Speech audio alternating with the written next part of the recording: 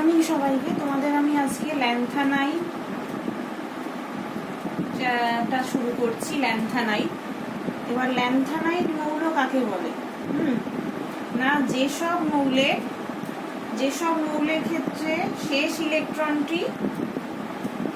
ইলেকট্রনটা n-2 কক্ষের 4f অরবিটালে প্রবেশ করে তাদেরকে আমরা ল্যান্থানাইট বলি, তাদেরকে বলা হয় ল্যান্থানাইট এলিমেন্ট। ঠিক আছে, তাহলে ল্যান্থানাম থেকে, যার অ্যাটমিক নাম্বার 57 থেকে সিরিয়াম 58 থেকে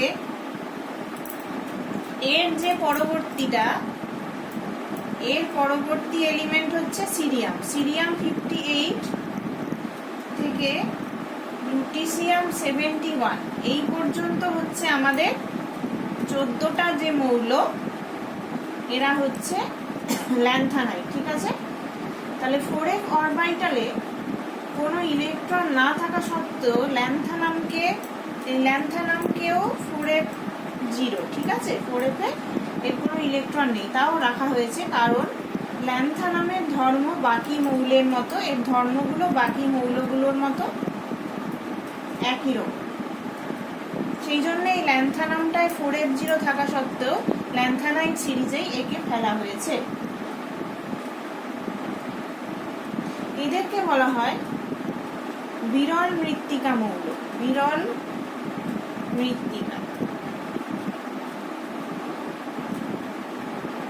or rare earth elements। ঠিক আছে,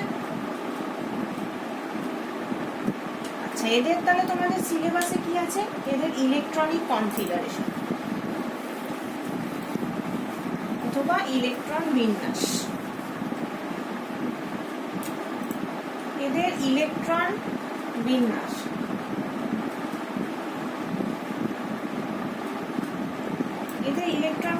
কি হয়? এরকম হয় 4FN6S2। ঠিক আছে, এবার সিরিয়ামের ক্ষেত্রে যেখানে ল্যান্থানামের পর কার্যকরী নিউক্লিয়াসের চার্জ 4f1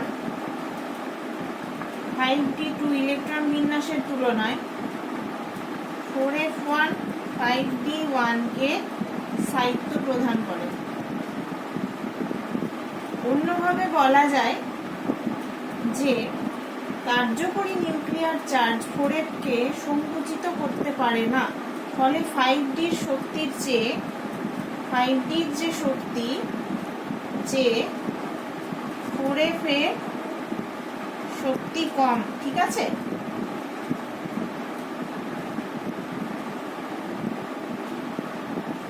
সেটা তো আমরা জানি অলরেডি n+l রুল থেকে।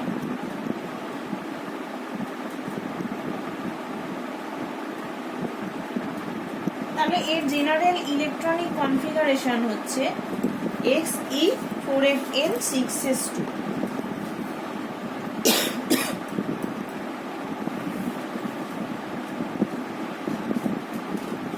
বা কিছু কিছু ক্ষেত্রে দেখা যায় যে 5d021 এই জিনিসটা কিছু কিছু ক্ষেত্রে দেখা যায়। যেমন আমরা দেখতে পাই গ্যাডোলিনিয়াম বলে যে এলিমেন্টটা,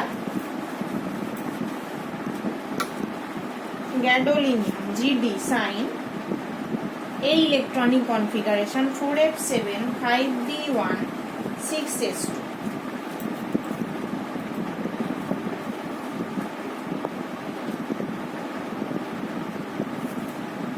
মাঝে মাঝে গ্যাডোলিনিয়ামের ক্ষেত্রে দেখো, এটা কেন হয় না, এর ইলেকট্রন বিন্যাস এরকম হয় কারণ f অরবিটাল অর্ধপূর্ণ হলে স্থায়ী হয়, অর্ধপূর্ণ স্থায়ী হয় বলে এখানে 5d তে একটা ইলেকট্রন যায়। আবার দেখো লুটিসিয়ামের ক্ষেত্রে ইলেকট্রন বিন্যাস 4f14 5d1।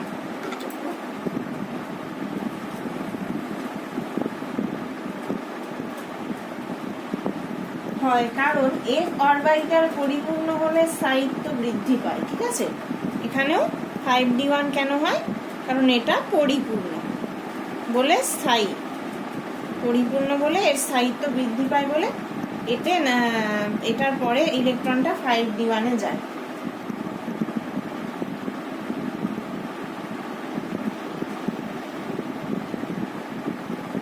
আচ্ছা, এবার হচ্ছে আমাদের ল্যান্থানাইট কন্ট্রাকশন। ঠিক আছে, এটা খুব ইম্পর্টেন্ট, তোমাদের সিলেবাসেও আছে।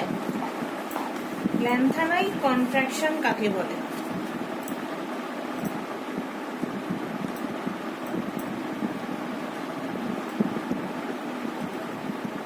প্রথমে আমাদের জানতে হবে আয়নিক ব্যাসার্ধ, পারমাণবিক আয়নিক ব্যাসার্ধ কিভাবে চেঞ্জ হয়। তাহলে 4f সারিতে আমরা জানি ল্যান্থানাম টু লুটিসিয়াম পর্যন্ত অগ্রসর হলে ল্যান্থানাইট মৌলগুলোর পারমাণবিক ব্যাসার্ধ, পারমাণবিক অথবা আয়নীয় দুটোই, হ্যাঁ, আয়নীয় ব্যাসার্ধ ক্রমশ হ্রাস পায়। আচ্ছা, ঠিক আছে, যখন আমরা ল্যান্থানাম থেকে লুটিসিয়ামে যাই তখন পারমাণবিক বা আয়নীয় ব্যাসার্ধ কমতে থাকে বা হ্রাস পায়। ল্যান্থানাইট মৌলের পারমাণবিক ব্যাসার্ধের পরিবর্তন নিয়মিত না হলেও আয়নীয় ব্যাসার্ধ যেটা ল্যান্থানাম 3+ থেকে লুটিসিয়াম 3+ পর্যন্ত কমতে থাকে। এটা হচ্ছে আমাদের আয়নিক রেডিয়াস। ল্যান্থানাইট মৌলের পারমাণবিক আয়তনের এইরূপ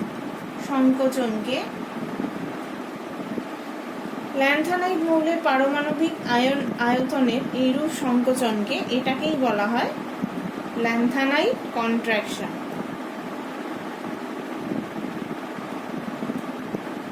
অথবা ল্যান্থানাইট সংকোচন। ঠিক আছে, এটাকে এবার ল্যান্থানাইট সংকোচনের কারণটা কি দেখো। একটা প্রথমে তোমাদের আমি গ্রাফ দেখাচ্ছি।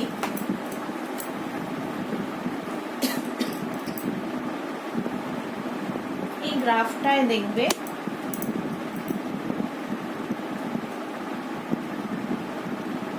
আস্তে আস্তে কমছে। এগুলো হচ্ছে ল্যান্থানাম 3+, সবার শেষে হচ্ছে লুটিসিয়াম 3+। এটা হচ্ছে অ্যাটমিক নাম্বার, বাড়লে দেখো আস্তে আস্তে কমছে। এটা হচ্ছে আয়নিক রেডিয়াস।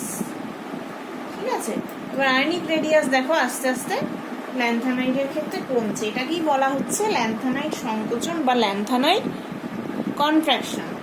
এবার ল্যান্থানাইট মৌলের ক্ষেত্রে পারমাণবিক ক্রমাঙ্ক যত বৃদ্ধি পাচ্ছে সঙ্গে সঙ্গে n-2 কক্ষের 4f অরবিটালে কি হচ্ছে, একটি করে ইলেকট্রন প্রবেশ করছে, সেটা তো আমরা জানি। তাহলে কি হচ্ছে, এফ অরবিটালের পরিব্যাপ্ত আকৃতির ফলে এর আবরণ ক্ষমতা কম। তাহলে আমরা আবরণ ক্ষমতার ক্রমটা কত জানি, এস এর সব থেকে বেশি, তারপর পি, তারপর ডি, তারপর এফ এর ক্ষেত্রে সব থেকে দেখো কম।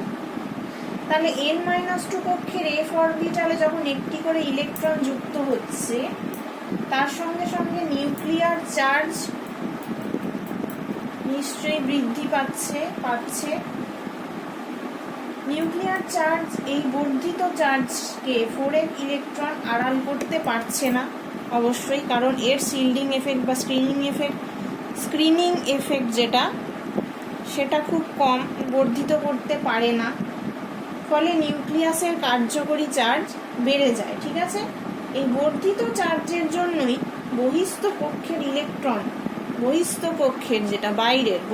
কক্ষের যে ইলেকট্রন সেটা তীব্রভাবে নিউক্লিয়াসের দিকে আকর্ষিত হয়। ঠিক আছে, তীব্রভাবে নিউক্লিয়াসের দিকে আকর্ষিত হয়, সেই জন্যই পারমাণবিক আয়তনে কমতে থাকে।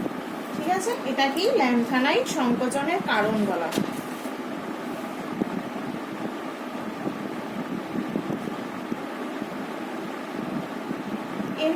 যাব অক্সিডেশন স্টেট। অক্সিডেশন স্টেটগুলো কেমন হয় ল্যান্থানাইডের ক্ষেত্রে?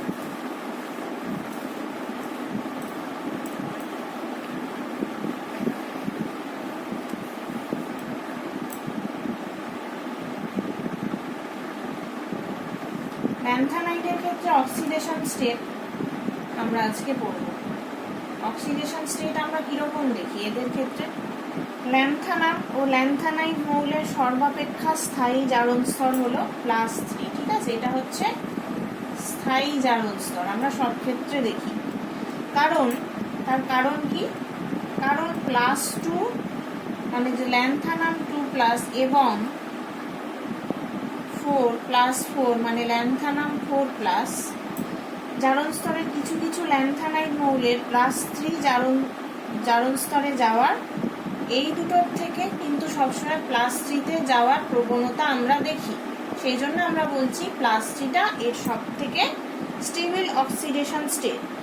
যেমন দেখো এই এক্সাম্পলটা, এটা একটা অক্সিডেশন রিডাকশন রিয়াকশন।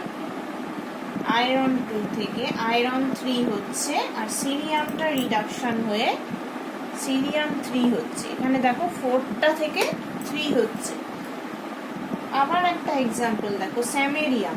স্যামেরিয়াম একটা ল্যান্থানাইড এলিমেন্ট। স্যামেরিয়াম এটা যখন জলের সঙ্গে বিক্রিয়া করছে, খুব রিঅ্যাক্টিভ এলিমেন্ট এটা।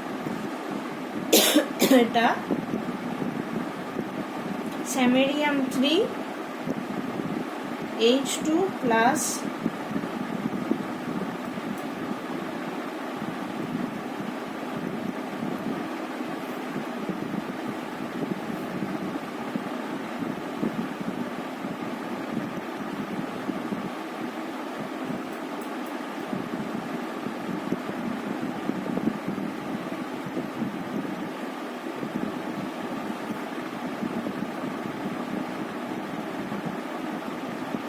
তাহলে দেখো সবসময় +2 থেকে +3-তে যাচ্ছে বা +4 থেকেও +3-তে যাচ্ছে। তাহলে এইটাই আমরা এখান থেকে বলতে পারি যে +3টা আমাদের স্থায়ী অক্সিডেশন স্টেট। ঠিক আছে,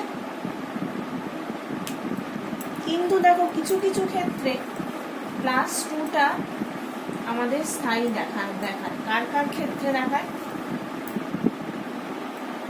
তিনটেই দেখায়। কারোর ক্ষেত্রে +2, +3, +4 অল স্টেটস দেখায়। যেমন ল্যান্থানাম 3, সিরিয়াম 4, ইউরোপিয়াম 2,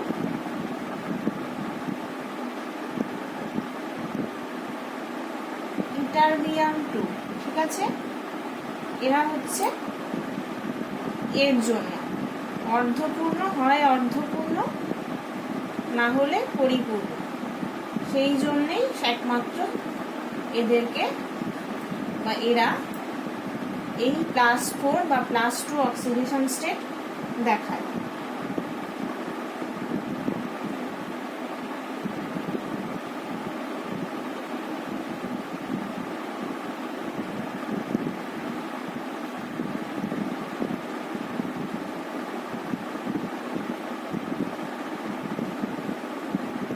তাহলে আমরা জানলাম যে +3টা হচ্ছে এদের সব থেকে স্থায়ী অক্সিডেশন স্টেট।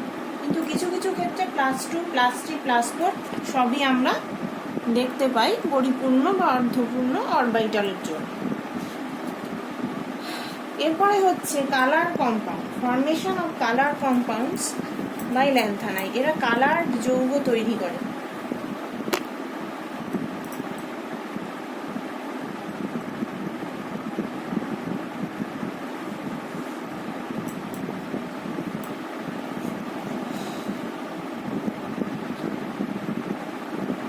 কেন করে? হ্যাঁ দেখো, বিশুদ্ধ ল্যান্থানাইড ধাতু সবই সাদা, কিন্তু বেশিরভাগ ত্রিযোজী। এই আয়নটা আয়নিক স্টেটে থাকলে এরা জলীয় দ্রবণে রঙিন হয়। ঠিক আছে,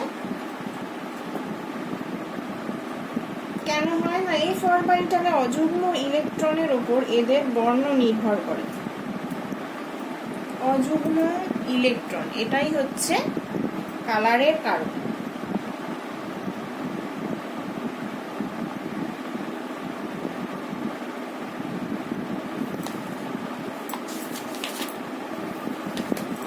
দেখো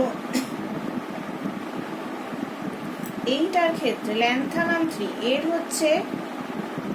এর হচ্ছে বর্ণহীন। কেন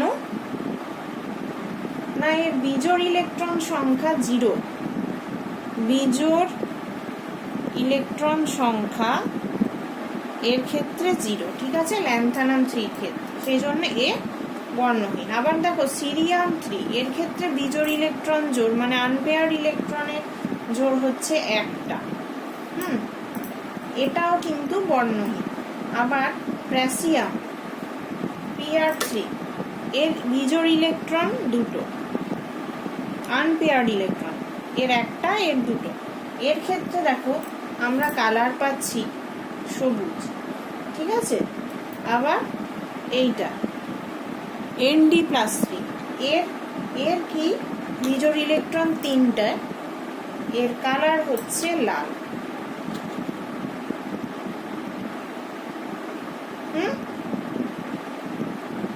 এরকম করে করে অনেক কালার আছে, তোমরা পরে আমি পিডিএফটা দিয়ে দেবো, তোমরা দেখে নেবে।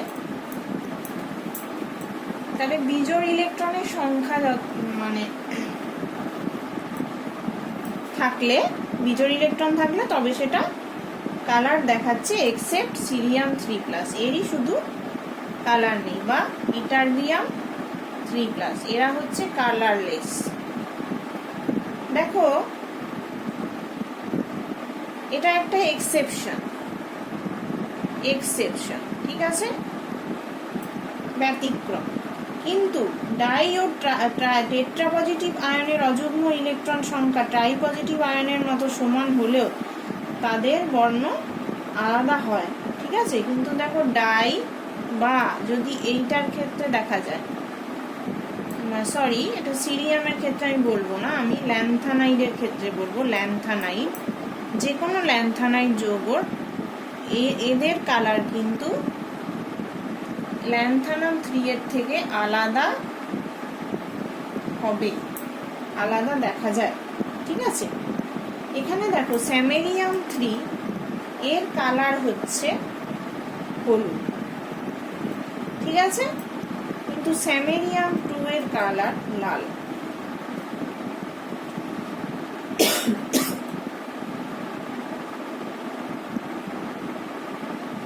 আবার দেখো ইউরোপিয়াম 3 এর কালার হালকা গোলাপি, ইউরোপিয়াম 2 এর কালার কি হলুদ। তার মানে এখানে দেখো ডিফারেন্স আছে। সিরিয়াম 3 এর বর্ণহীন, কালারলেস, ঠিক আছে, কিন্তু সিরিয়াম 4 কমলা বা লাল কালার। এদের বিজোড় ইলেকট্রন সংখ্যা কিন্তু 0 সিরিয়াম 4 এর ক্ষেত্রে, তাতেও এর কালার কমলা লাল। কেন হয়? সিরিয়াম 4 এর ক্ষেত্রে তো 0 ইলেকট্রন, মানে এক ইলেকট্রন নেই, বিজোড় ইলেকট্রন 0। তাহলে দৃশ্যমান অঞ্চলে এখানে FF স্থানান্তরণের জন্য রঙিন যৌগ হয়, ঠিক আছে। কিন্তু দেখো সিরিয়াম 3 বা ইটারবিয়াম 3 বর্ণহীন হওয়ার কারণ এই দুটি আয়ন ইউভি অঞ্চলের আলো শোষণ করে, এরা ইউভি অঞ্চলের আলো, তাই আমরা দেখতে পাই না, তাই এরা কালারলেস দেখায় বা বর্ণহীন দেখায়। কিন্তু সিরিয়াম 4+ এর ক্ষেত্রে চার্জ ট্রান্সফার ট্রানজিশন হয়, সেই জন্য এটা কালার দেখায়।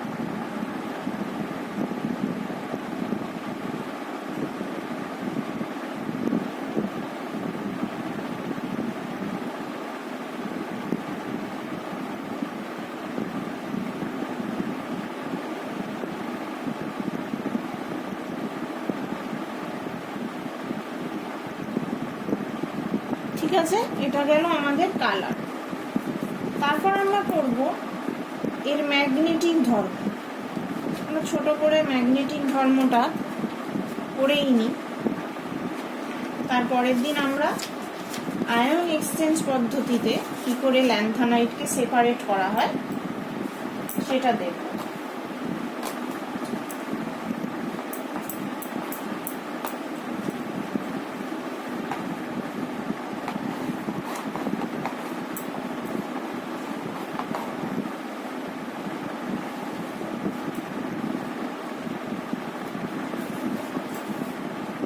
ম্যাগনেটিক প্রপার্টিজ, ঠিক আছে, ম্যাগনেটিক প্রপার্টিজ অথবা চৌম্বকীয় ধর্ম।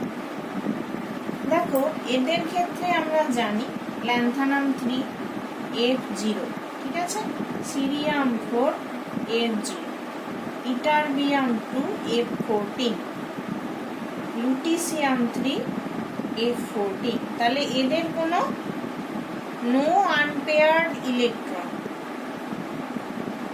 সেই জন্য এরা ডায়াম্যাগনেটিক। বোঝা গেল? বাকি সব ল্যান্থানাইড আয়নের বিজোড় ইলেকট্রন থাকে, তাই এরা বাকিরা অবশ্যই প্যারাম্যাগনেটিক, ঠিক আছে। এবার পরাচৌম্বকীয় ধর্ম, ইলেকট্রন ঘূর্ণনীয় গতির সঙ্গে চৌম্বক ভ্রামক অরবিটালের মধ্যে চৌম্বক ভ্রামক দ্বারা নিয়ন্ত্রণ করা হয়, ঠিক আছে। এবার দেখো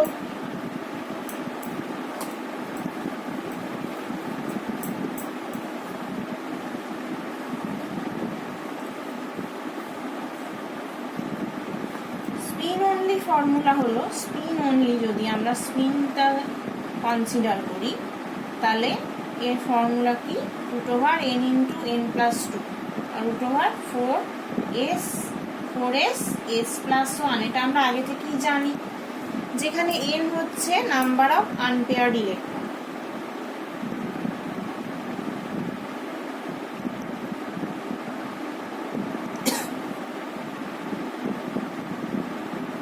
আর অরবিটাল কৌণিক ভরবেগ μL হলে হবে √L × l+1, যেখানে L হচ্ছে অরবিটালের কৌণিক ভরবেগ, এটাকেও কনসিডার করা হয় ল্যান্থানাইডের ক্ষেত্রে। তাহলে মোট চুম্বক ভ্রামক যেটা μs+L কি হবে, √4s s+1 L × l+1। এটা হচ্ছে আমাদের ক্ষেত্রে মোট চুম্বক ভ্রামক হবে। এত বোর ম্যাগনেটন।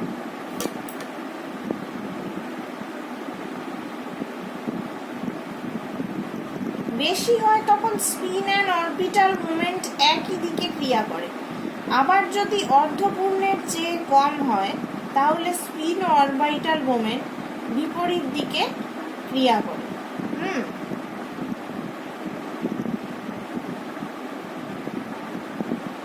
তাহলে যদি মৌলের ইলেকট্রন বিন্যাস অর্ধপূর্ণের বা হাফ ফিল্ড,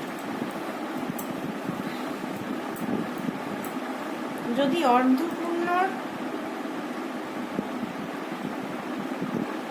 বেশি হয় তাহলে কি হয়, তখন কিন্তু স্পিন অ্যান্ড অরবিটাল মোমেন্ট একই দিকে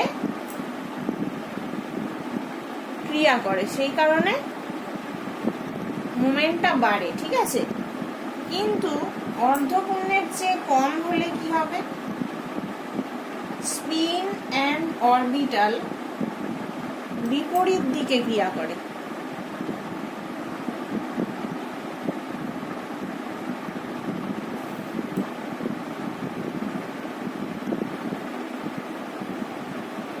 দেখো তোমাদেরকে শুধু স্পিন অনলি কনসিডার করে একটা গ্রাফ আমি দেখাচ্ছি ল্যান্থানাইডের ক্ষেত্রে কিরকম ভাবে চেঞ্জ হয়। এটা হচ্ছে তোমার চৌম্বক ভ্রামক অনলি স্পিন, ঠিক আছে, স্পিন অনলি। আর এটা হচ্ছে অ্যাটমিক নাম্বার, ঠিক আছে। এবার দেখো এরা প্রথমে এরকম ভাবে বাড়ে দিয়ে কমে দিয়ে এইরকম ভাবে চেঞ্জ হয়, ঠিক আছে?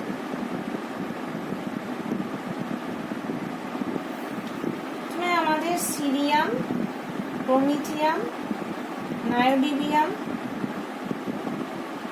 স্যামেরিয়াম। স্যামেরিয়ামের ক্ষেত্রে দেখো চৌম্বক ভ্রামক কম, ঠিক আছে, সবচেয়ে কম। আবার এটা ইউরোপিয়ামের ক্ষেত্রে বাড়ছে, ইউরোপিয়াম থেকে গ্যাডোলিনিয়াম, এটা আস্তে আস্তে বেড়ে আবার দেখো কমছে, আবার লুটিসিয়ামের ক্ষেত্রে কমছে।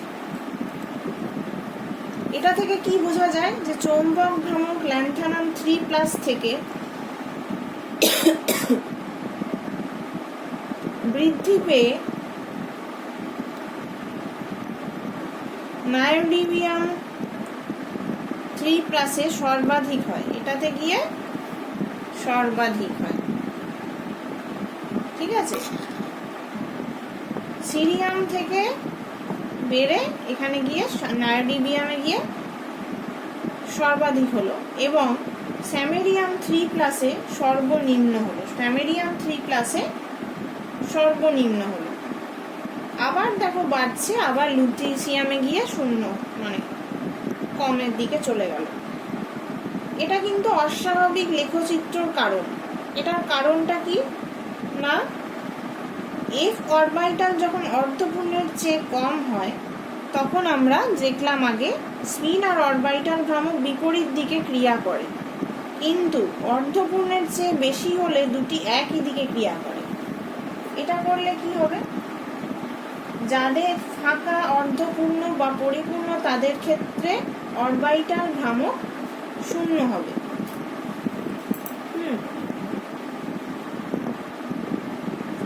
ল্যান্থানাম 3, গ্যাডোলিনিয়াম 3, লুটিসিয়াম 3, এদের আয়নের ক্ষেত্রে স্পিন অনলি চৌম্বক ভ্রামক ও পরীক্ষণীয় চৌম্বক ভ্রামক খুবই কাছাকাছি হয়। এদের ক্ষেত্রে অনলি স্পিন, কেন না এদের ফাঁকা অর্ধপূর্ণ ও পরিপূর্ণ এফ অরবিটালের ক্ষেত্রে অরবিটাল ভ্রামক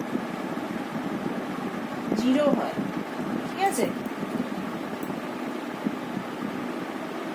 সেই জন্যেই এদের এখানে এরা 0, লুটিসিয়াম 0, গ্যাডোলিনিয়াম,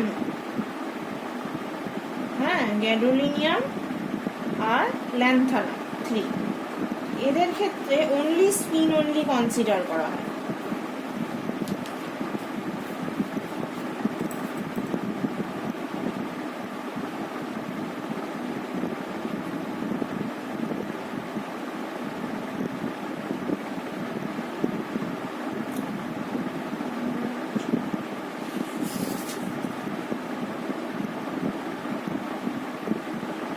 তাহলে একটু আজকের মতন এইটুকুই থাকলো। তোমাদের ফর্মুলা দুটো আমি একটু বলে দিই। যাদের ক্ষেত্রে শুধু স্পিন অনলি কনসিডার করা হয়